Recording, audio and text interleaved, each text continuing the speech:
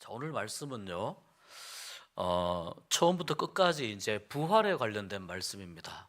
그 부활, 그러니까 예수님의 부활을 믿는 믿음이 우리의 신앙의 바탕이다, 기본이다. 이제 오늘 15장 앞부분부터 이렇게 시작을 해서 여러 다양한 부활에 대한 의미들을 말씀을 합니다. 상당히 긴 내용입니다. 58장까지의 긴 내용인데 아주 자세히는 아니지만 우리가 좀 살펴볼 내용들을 살펴보면서 15장을 우리가 함께 내용을 하나님의 말씀을 같이 공부를 해보도록 하겠습니다. 뭐 고린도 교회뿐만 아니라 사실은 어느 교회든지 과연 죽은 자의 부활이 있는가 이렇게 믿지 못하는 분들이 있었던 것 같습니다. 초대교회에. 그러니까 여러 다양한 뭐 신앙적인 배경도 있을 수 있고 또 다양한 어떤 사상적인 배경 뭐 이런 여러 가지 영향을 받아서 죽은 사람이 어떻게 부활을 하느냐 이런 이제 그 고민들이 있었던 것 같고, 이 고린도 전서에도 보면 그 12절에 보니까 이렇게 말씀합니다. 그리스도께서 죽은 자 가운데서 다시 살아나셨다 전파되었거늘 너희 중에서 어떤 사람들은 어찌하여 죽은 자 가운데서 부활이 없다 하느냐. 그러니까 교회를 다니지만 고린도 교회가 가지고 있었던 그 여러 문제들이 있잖아요. 그 중에 교회를 다니지만 뭐 은사의 문제도 있고 여러 문제가 있는데 이 부활에 대해서 쉽게 믿어지지가 않는 겁니다. 그렇죠. 부활에 대해서 쉽게 믿어지지가 않죠. 우리 죽은 사람이 살아나는 경우를 보는 예가 없잖아요. 그러니까 잘 안 믿어지기 때문에 이 부분에 대한 의심을 가졌던 것 같아요. 바울은 그래서 고린도 교회에 먼저 자기의 경험을 가지고 먼저 이야기합니다. 자, 복음의 기초를 이루는 것들 중에 가장 중요한 요소 중에 하나가 무엇인지 아느냐? 그것이 바로 부활이다라고 이 바울이 시작을 합니다. 그래서 내가 너희에게 전한 복음, 그 복음 안에는 뭐가 있어요? 그리스도의 부활에 관한 내용이 있고, 그리스도가 부활하셨고 그리스도를 믿으면 우리도 죽음을 이기고 부활하게 된다라고 하는 복음의 내용을 바울이 고린도 교회에 아마 전해줬을 겁니다. 그러니까 바울의 이 말을 듣고 바울의 이 복음의 핵심을 믿으면 여러분도 구원을 얻게 됩니다. 바울의 복음이 아니라 바울이 전한 예수 그리스도의 복음이죠. 바울이 전한 예수 그리스도의 탄생과 고난과 죽음과 부활과 다시 재림하실 것, 예수 그리스도께서 나를 위해서 이 땅에 오셨고 나를 위해서 고난 받으셨고 십자가에서 죽으셨고 나를 위해서 부활하셨다. 이 사실을 믿고 내가 예수님을 구주로 고백하면 내가 구원받게 된다. 예수 그리스도에게 속한 사람이 된다. 라는 이 복음의 어떤 핵심, 자, 이 내용을 바울이 고린도 교회에 전해 주었는데, 그런데 그 말을 듣고도 사람들이 좀 긴가민가한 겁니다. 바울이 이렇게 이야기합니다. 예수님의 부활은 이때 이 고린도 교회에 편지할 때에는 예수님이 부활하시고 나서 그렇게 긴 시간이 지나지 않았단 말이죠. 그러니까 이 바울이 이야기합니다. 예수님의 부활은 분명한 사실이다. 있었던 사실이고 예수님의 부활을 목격한 사람들이 있다. 그렇게 이야기해요. 그래서 여기 보십시오. 3절에 보면 예수님이 성경대로 우리 죄를 위하여 죽으시오. 성경에 그렇게 나와 있죠. 4절에 장사 지낸 바 되셨다가 성경대로 사흘 만에 다시 살아나사. 성경이 예수님의 부활을 증거하는 하나의 근거가 되고, 또 예수님의 부활을 직접 목격한 사람들이 있는데 5절부터 쭉 나옵니다. 처음에 누구입니까? 게바에게.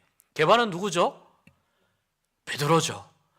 베드로 게바에게 보이시고, 그 다음에 12 제자에게 보이시고, 자, 그리고 6절에 보면 500여 형제에게 일시에 보이셨나니, 자, 이 500여 형제에게 일시에 보이셨다. 이 내용은 바울이 알고 있는 내용입니다. 그러니까 적어도 예수님의 이 부활하신 모습을, 예수님의 부활하신 그 사실을 목격했던 사람들은 최소한 500명이 넘는 겁니다. 굉장히 많은 사람들이 예수님의 부활을 목격했는데 그 500여 형제들 중에 지금까지 보세요. 대다수는 살아있고, 물어보세요 이런 뜻입니다. 그 사람들에게 가서 물어보세요. 내가 하는 말이 진짜인지 가짜인지. 그러나 또 몇 명은 잠들었으며, 이 말은 시간이 그래도 좀 지났다는 뜻이죠. 부활의 사건이 시간이 좀 지났다. 그 다음에 야고보에게, 아마 예수님의 동생 야고보입니다. 그 다음에 다시 모든 사도에게, 그리고 8절에 맨 나중에 만삭되지 못하여 난 자 같은 내게도 보이셨느니라.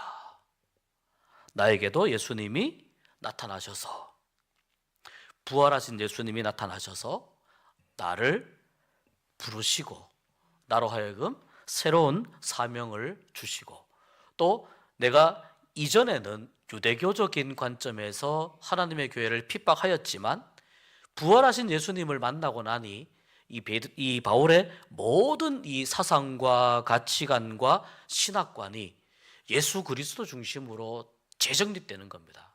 착착착착 이러면서 재정립되면서 완전히 바울이 예수 그리스도의 부활 중심에 그러한 그 복음을 전하는 아주 으뜸되는 사도가 되었습니다. 그런데 바울은 이렇게 자기 자신을 이야기해요. 나도 예수님의 부활하신 예수님을 만났지만, 그러나 나는 누구냐면 사도 중에 가장 작은 사람이라고 자기를 이야기를 해요. 사도 중에 가장 작은 자다. 그러니까 바울이 이 말을 할 때 아마 그 내면에 그런 마음이 늘 있었던 것 같습니다. 늘 바울은 사역을 하면서도 옛날 내가 회심하기 전에 예수님과 그리스도인들과 교회를 아주 못살게 굴고 핍박했던 그 기억이 늘 바울의 이 10년의 이 밑바닥에 아마 깔려 있었을 겁니다. 그러니까 바울은 내가 누구보다 내가 수고를 많이 했지만 어떤 사도보다, 잘 보십시오 여러분, 바울처럼 이렇게 선교 여행을 한 사도가 없어요. 물론 예수님의 이 거의 12제자들이 전승에 의하면 사도 요한 빼고 다 순교를 당했다고 합니다. 물론 바울도 순교를 당합니다. 다 순교를 당하고 또 누구는 인도까지 가서 복음을 전했다, 전승에 의하면 그런 여러 다양한 기록들이 있습니다만, 이렇게 바울처럼 아주 이 그 지중해 중심의 이 정말 그 넓은 지역을 다니면서 그렇게 전도하고 복음을 전하고 교회를 세우고 그 교회가 건강하게 있는지 다시 확인하고 이렇게 아주 치열하게 사역했던 그런 사도가 바울 말고 누가 있느냐는 겁니다. 그런데 바울은 그렇게 자기가 어떤 사도보다 많이 수고했다는 걸 스스로가 알지만, 바울은 하나님 앞에 자기 자신을 어떤 모습으로 보이기를 원하냐면, 나는 사도 중에 가장 작은 자다. 난 사도 중에 가장 작은 자다. 이러한 모습으로 바울은 하나님 앞에 서기를 원했다는 거예요. 내가 너무 하나님의 교회를 오랫동안 핍박했던, 거기에 대한 어떤 그 일종의 그 채무의식이 있었을까요? 아니면 내가 그때 왜 그랬을까라고 하는 그러한 마음이 늘 있었을까요? 그것 때문에 또 어떻게 보면 바울이 더 열심히, 더 뜨겁게 이 복음을 위한 사역을 감당했는지도 모릅니다. 그래서 바울은 9절에 나는 사도 중에 가장 작다.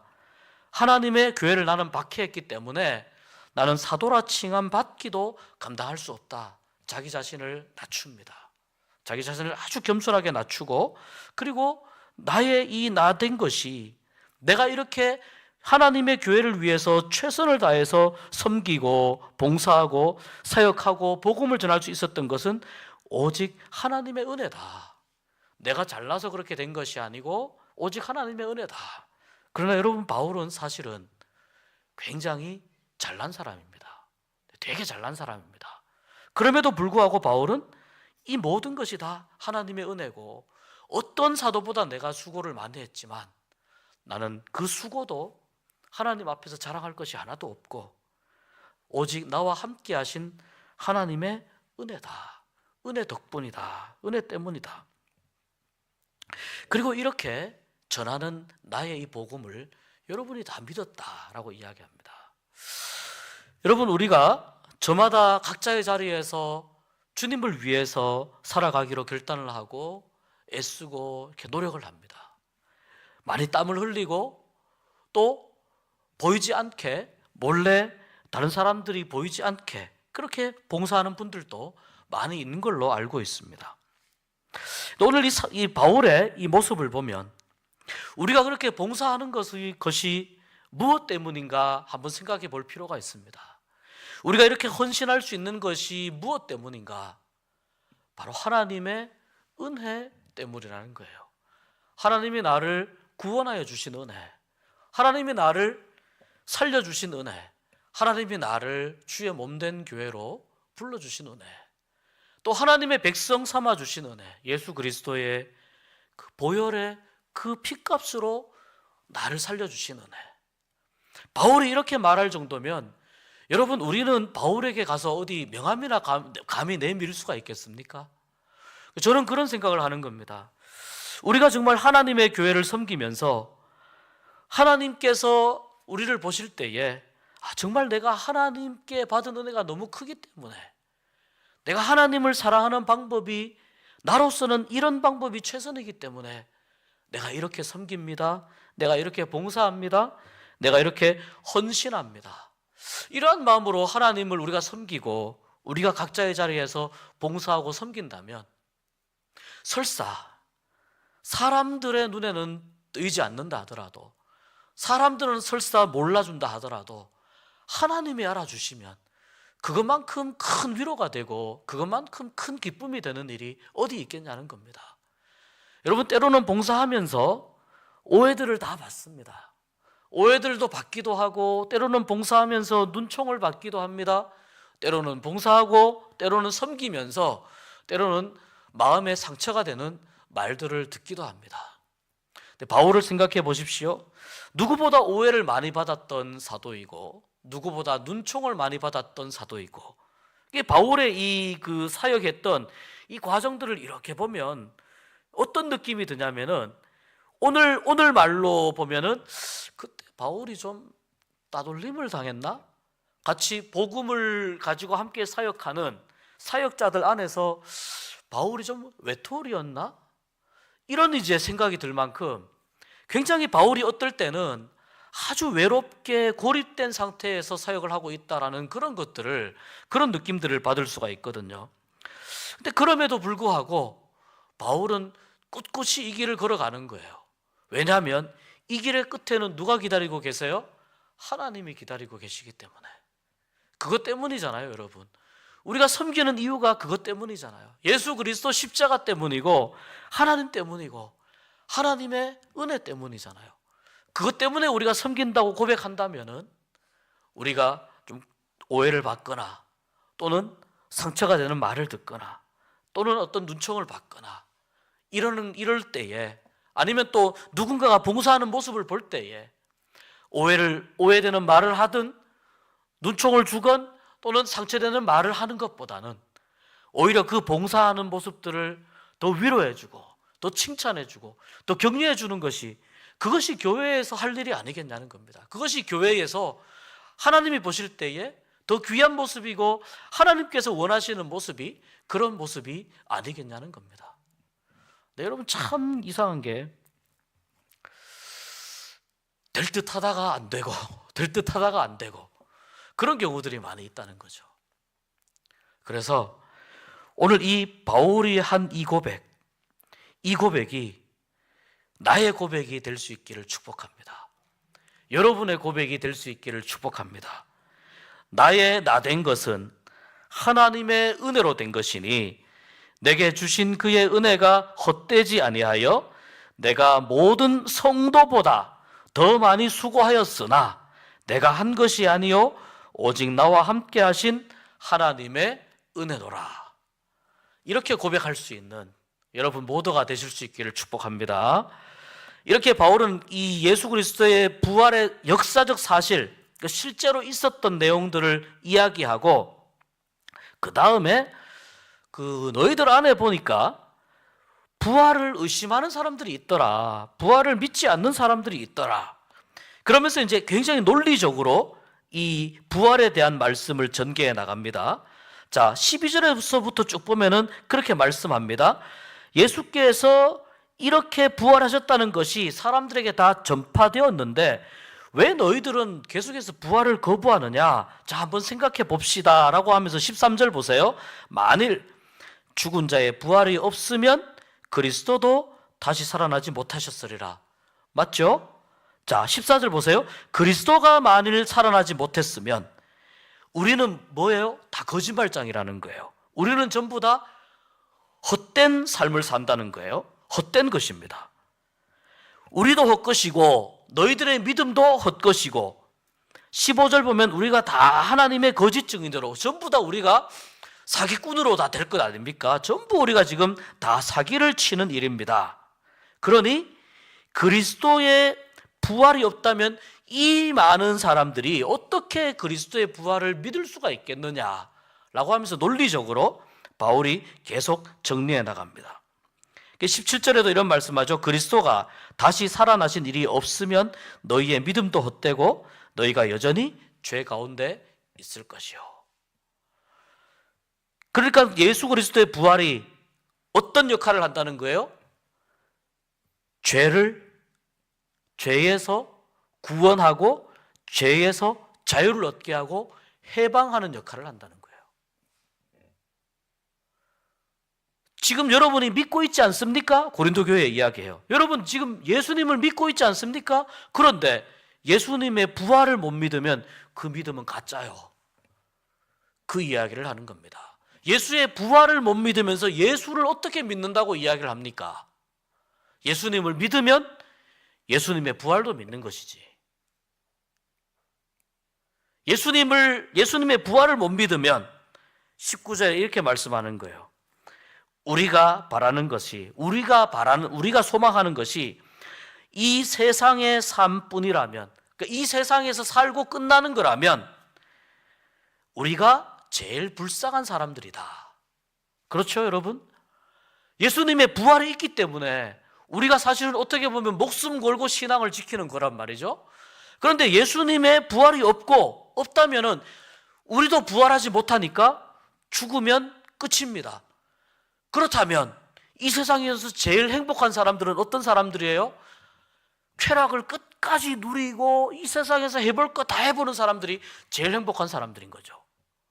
부활이 없다면 이 땅에서의 삶이 끝이니까.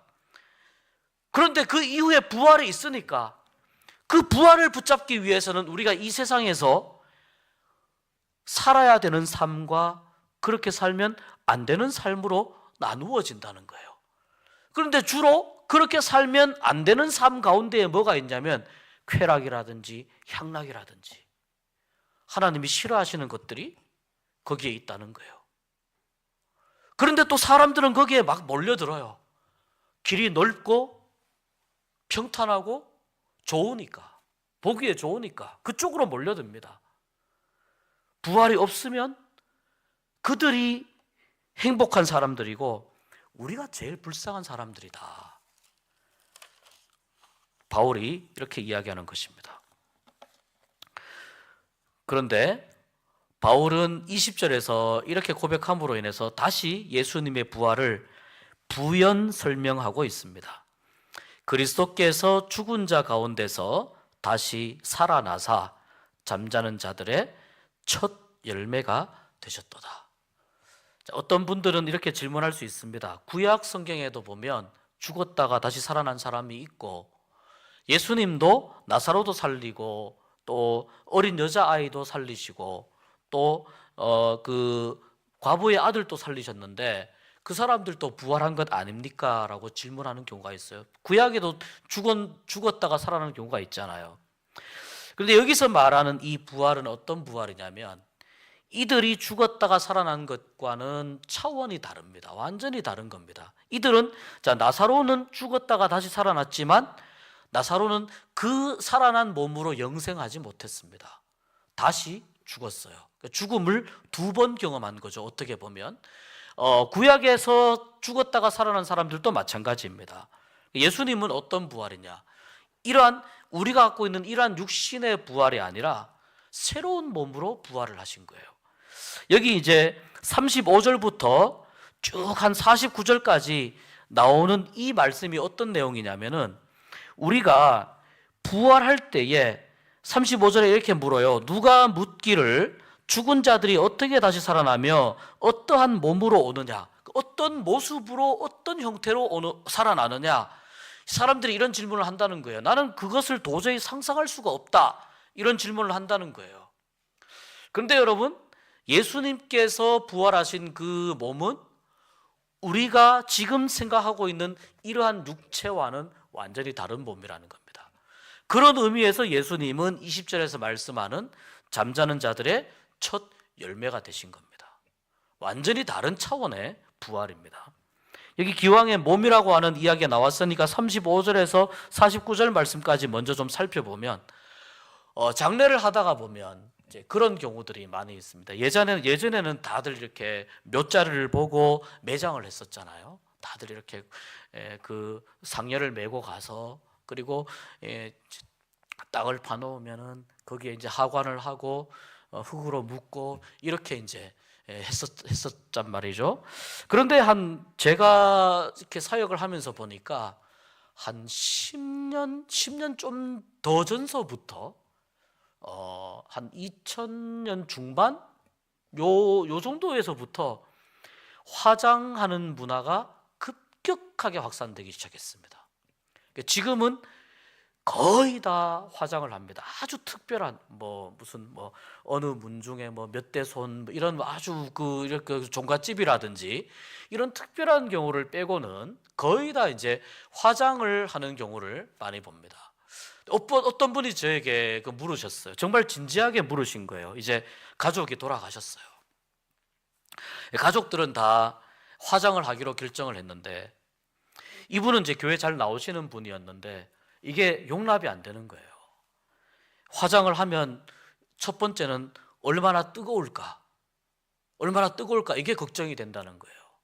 그 다음에 두 번째는 화장하면 모든 죄가 다 사라지는데, 모든 이 육체가 다 타서 사라지는데 그럼 나중에 어떻게 부활할까? 두 가지를 가지고 정말 고민을 하셨어요.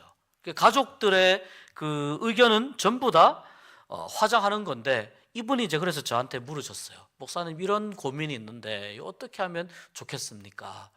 우리가 다 이해할 수 있잖아요. 화장을 할 때 얼마나 뜨거울까라고 하는 건 굉장히 미신적인 생각이라는 걸 우리가 다 알잖아요. 뜨겁다라고 하는 건 이 감각이 살아 있을 때의 이야기이지, 감각이 이미 없는 상태에서 뜨겁고 안 뜨겁고가 무슨 소용이 있겠습니까? 그런데 이제 자기의 감정을 돌아가신 고인에게 굉장히 너무 이입을 하다 보니까 이렇게 그런 경우 있잖아요. 손도 한 번 더 만져보고 싶고 얼굴도 한 번 더 만져보고 싶고, 너무너무 애틋하니까 돌아가신 분이 어떻게든 좀 그 고인을 잘 모시고 싶은 마음에 그런 감정이 든다는 거예요. 나도 알지만, 감각이 없다는 거 알지만 그래도 뜨거울 텐데, 그래서 안심시켜 드렸습니다. 그 마음이 너무 귀하고 또 마음이 너무 정말 애틋한 마음이신데, 그러나 뜨거움이나 이런 것들을 전혀 느끼지 않으니까 안심하시라고, 걱정하지 마시라고 해결이 됐습니다. 또 한 가지, 부활할 때, 예수님이 재림하실 때 우리가 부활해야 되는데 몸이 다 타서 없어졌는데 어떻게 부활을 합니까? 여러분, 오늘 이 말씀을 잘 보십시오. 여기 보면은 36절에 보면 내가 뿌리는 씨가 죽지 않으면 살아나지 못하겠고, 여러분, 우리가 콩을 심으면은 콩 안에 콩나무의 모양이 있습니까 없습니까? 없잖아요. 콩만 있잖아요.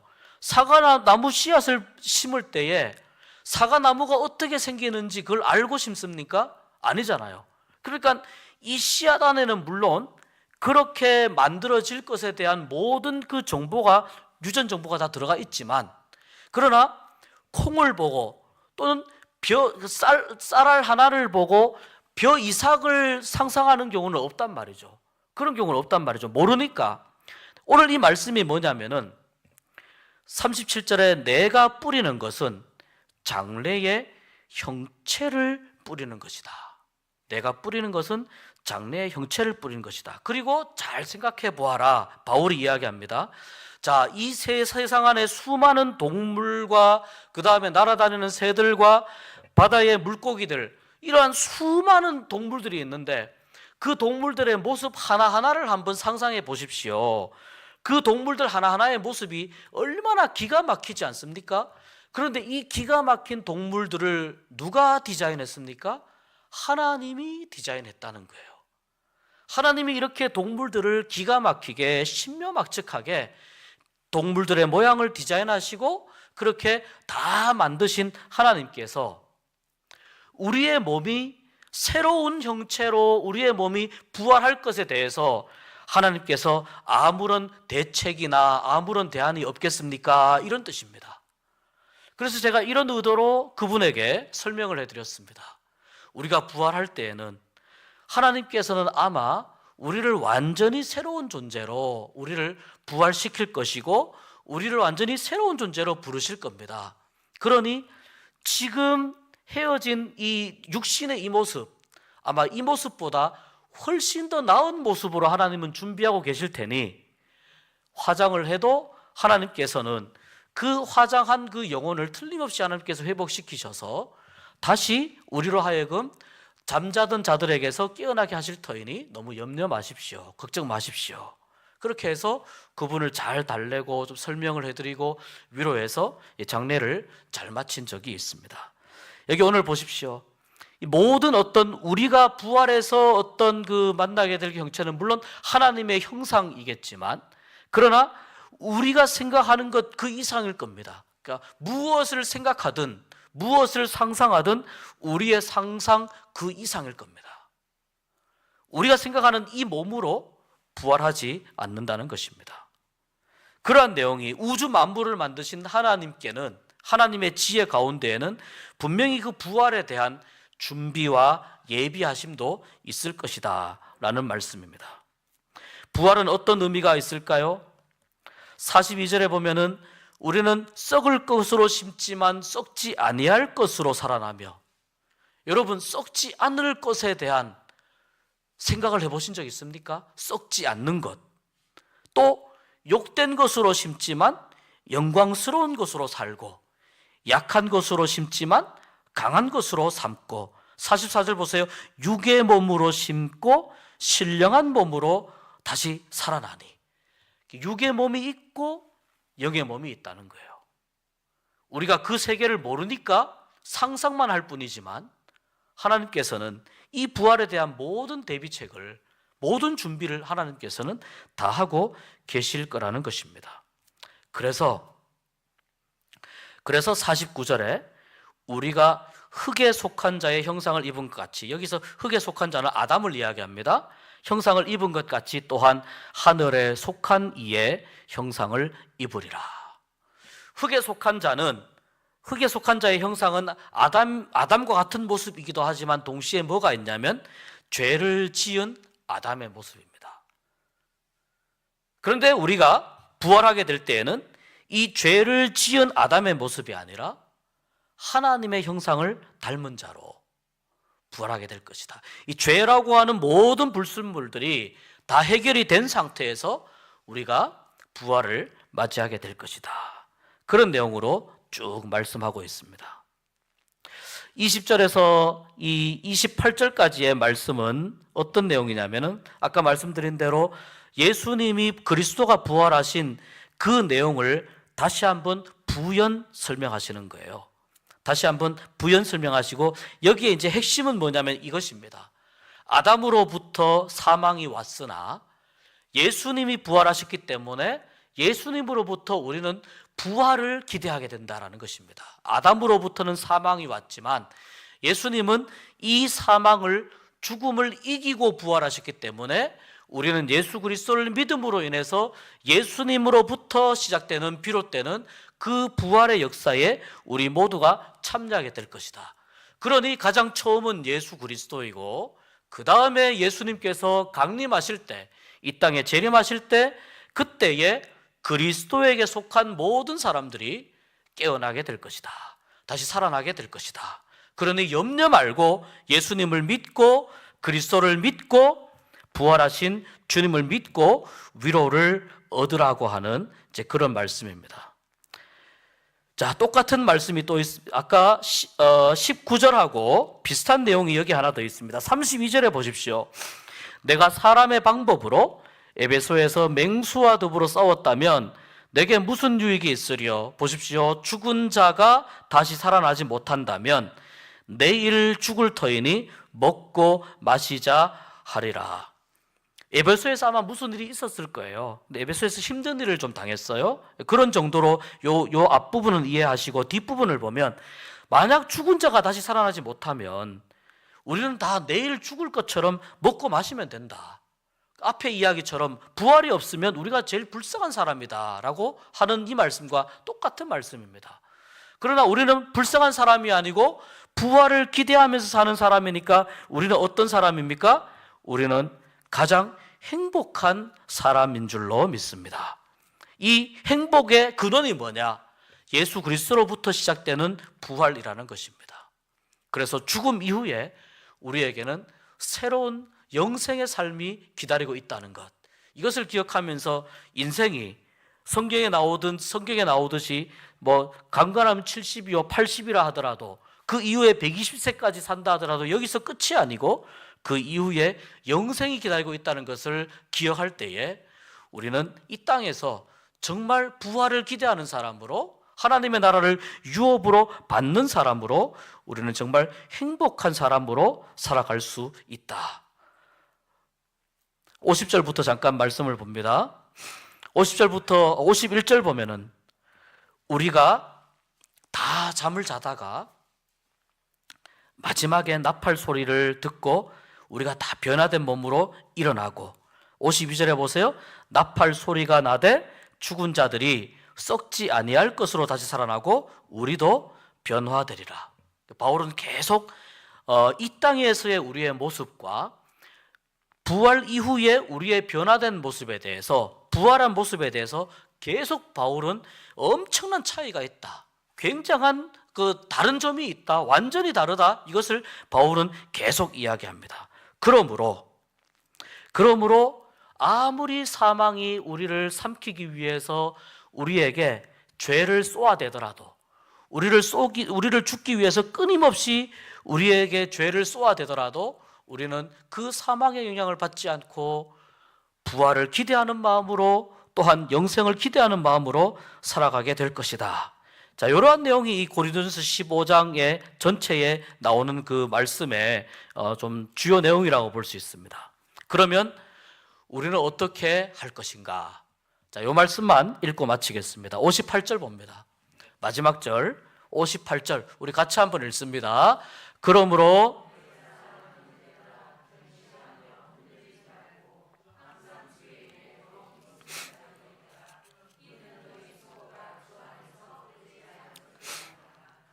오늘 말씀 보세요. 그러므로 내 사랑하는 형제들아, 57절까지 부활은 이런 의미가 있고 그리스도의 부활은 사실이고 우리가 부활하게 되면 이렇게 되고, 이 부활에 이러한 신학적 의미가 있고, 사실 굉장히 좀 신학적인 어떤 어떤 좀 살펴봐야 될 부분들이 있습니다만, 자, 그런 내용들로 쭉 설명을 하고, 자, 그러면 어떻게 해야 됩니까? 58절 한 절로 바울이 요약을 해줍니다. 내 사랑하는 형제들아 견실하며, 내 사랑하는 형제들아 진실하고 견고한 믿음을 가지며, 그 다음에 흔들리지 말고 예수를 붙잡으라는 거예요. 다른데 마음 뺏기지 말고, 다른 것 붙잡지 말고, 흔들리지 말고 항상 주의 일에 더욱 힘쓰는 자들이 되라. 여러분, 여기서 이 주의 일은 첫 번째는 교회 안에서 하는 일들입니다. 첫 번째는 교회 안에서 하는 일들. 두 번째는 주님이 세상 가운데에서 여러분에게 주신 사명이라고 볼 수 있습니다. 하나님께서 세상 가운데에서 여러분에게 어떤 삶을 살라고 주신 그 사명이라고 볼 수 있습니다. 세 번째는 하나님을 기쁘시게 하는 일이라고 볼 수 있습니다. 교회 안이나 교회 밖이나 하나님을 기쁘시게 하는 일들에 오늘 말씀 보니까 더욱 힘쓰는 자들이 되라. 그리고 그 수고가, 주의 일에 힘쓰는 그 수고가 주 안에서 결코 헛되지 않을 것입니다. 우리가 하나님을 위해서 열심히 살고 열심히 또 봉사하고 섬기고 헌신하고, 이것이 우리에게 큰 유익이 될 것이라는 말씀이에요. 하나님께서 우리에게 마지막에 하나님 앞에 섰을 때에 하나님께서 우리에게 무엇을 물어보실까요? 무엇을 질문하실까요? 얼마나 많은 곳을 다녔느냐? 얼마나 많이 공부했느냐? 얼마나 많은 재산을 가졌느냐? 얼마나 많은 사람들에게 영향을 끼쳤느냐? 그 여러 가지 것들이 많이 있을 수 있지만 하나님께서는 우리에게 그것을 물어보실 거예요. 예수 그리스도와 함께 예수 그리스도를 위하여 얼마나 영생을 위해서 준비하였느냐? 그것을 물으실 거예요. 이 땅에서 얼마나 너희들은 영생을 위해서 준비하였느냐? 얼마나 하나님의 나라를 위해서 준비하였느냐? 해외여행을 가려고 하면은 그냥 공항에 가서 그냥 비행기를 타는 게 아니잖아요. 항공권을 끊고 또 끊기 전에 뭘 합니까? 여권을 만들죠. 또 비자가 필요한 나라는 비자 유무도 확인을 하죠. 자, 항공권을 끊고 그리고 이것저것 짐을 쌉니다. 여기서 뭐 짐을 싸고 자, 돈을 바꿉니다. 그 나라에서 가서 사용할 돈을 바꿉니다. 왜 바꿉니까? 우리나라에서 쓰는 게 아니고 그 나라에 가서 쓰기 때문에 그런 거죠. 여권을 왜 만듭니까? 이게 나의 신분증이니까. 그 나라에 가서 통할 수 있는 신분증이니까. 주민등록증 아무리 내밀어 보십시오. 그 나라에 가서는 아무 의미 없습니다. 운전면허증, 국제면허증으로 왜 바꿉니까?